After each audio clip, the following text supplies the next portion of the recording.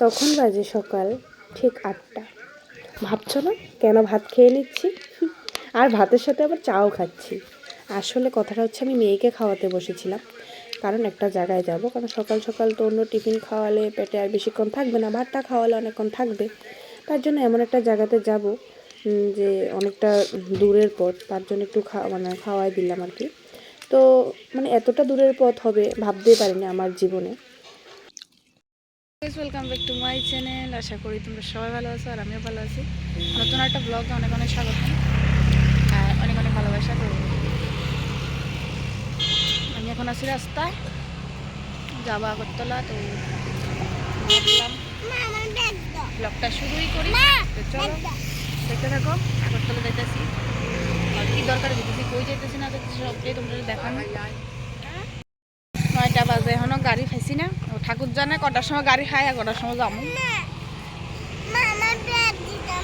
লাইফে এত পরিমাণ আগরতলা গেছি বা যাই, এমন একটা হতাশার মধ্যে আমাদের ভুগতে হয়েছে না। কারণ হয়েছে ওই দিন অনেক পার্টিগত ব্যাপার, মিটিং ছিল। যাই হোক, আমরা জানতাম না, তাহলে হতাশা হয়তো ভুগতে হতো না। তো এমনই দিন, এটাতে না গেলেও হবে না যে কাজে আমরা গেলাম। তো তোমাদের অবশ্যই অফিসটা একটু দেখাবো, তোমরা দেখলে বুঝতে পারবে। আর আমি বলছি না কী কারণে গেলাম। তো এতটা পরিমাণে হতাশা হয়েছি, মানে কি বলবো, ভাষায় বুঝতে পারছি না। ওই দিন আরও মেয়েকে নিয়ে গেলাম, অনেকটা বিরক্ত বোধ হচ্ছিল, কিন্তু কাউকে বুঝতে দিচ্ছি না। তো এখন তো আমরা বাসে উঠেছি, তোমরা দেখতেই পাচ্ছ।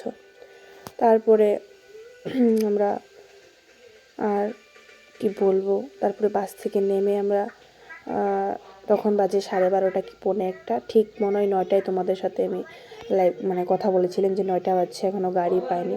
তারপরে ঠিক 9টার মধ্যে গাড়ি পেলাম। এই গাড়ি এসে পৌঁছালো 12:30 কি 1:45 নাগাদ। আর এতটা পরিমাণের ভয়ে ছিলাম, বিশ্বাস করবে না, কারণ কোন গাড়ি আগে যাবে, কোন গাড়ি পড়ে যাবে, এতটা পরিমাণে। তো যাই হোক, কী আর করবো, যেতে তো হবে, যেহেতু বেরিয়ে গেছি বাড়ি থেকে। দেখবে, বাড়ি থেকে কোথাও যাওয়ার উদ্দেশ্যে বেরিয়ে গেলে আর বাড়িতে যাওয়ার ইচ্ছা হয় না। এটা কার কার ক্ষেত্রে হয় বলো, এটা আমার ক্ষেত্রে হয়েছে। আর অনেকটা হতাশা ভুগতে হয়েছে। যাওয়ার সময় তো যেভাবে হোক গেলাম, আসার সময় এত পরিমাণে হতাশা হয়েছে, তোমরা দেখলেই বুঝতে পারবে। তো আমরা অটো দিয়ে পুরো রিজার্ভ করে নিয়েছি অটো, কারণ প্রচণ্ড পরিমাণে লেট হয়ে গেছে। এত পরিমাণে লেট আমাদের লাইফে আমরা কখনো করিনি। আজকে এত বছর আগরতলা আসছি, যাচ্ছি, যে কাজে আসছি আর কি, যে অফিসারের সাথে কথা বলে আসি, যে আঙ্কেলটার সাথে কথা বলে আসি, আঙ্কেলও বলছে এত লেট তো হয় না।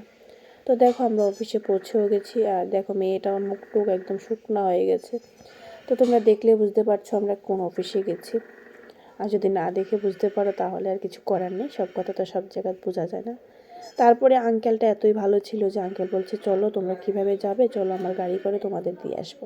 কিন্তু দিয়ে আসিনি, আঙ্কেলের বাড়িতে নিয়ে গেলো। আঙ্কেলের বাড়িতে খাওয়া দাওয়া করলাম অনেকটা পরিমাণে। সত্যি কথা, যেটা মানুষ যে আপন থেকে পর ভালো, এটা ঠিক।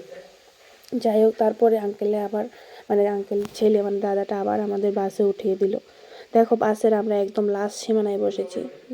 আর এত পরিমাণে হতাশা হয়েছে আর বলে বোঝাতে পারবো না। তো চলো, আজকের এই ভিডিওটা এখানে শেষ করছি। ভালো লাগলে একটা লাইক, কমেন্ট, একটা শেয়ার করে দেবে। আজকে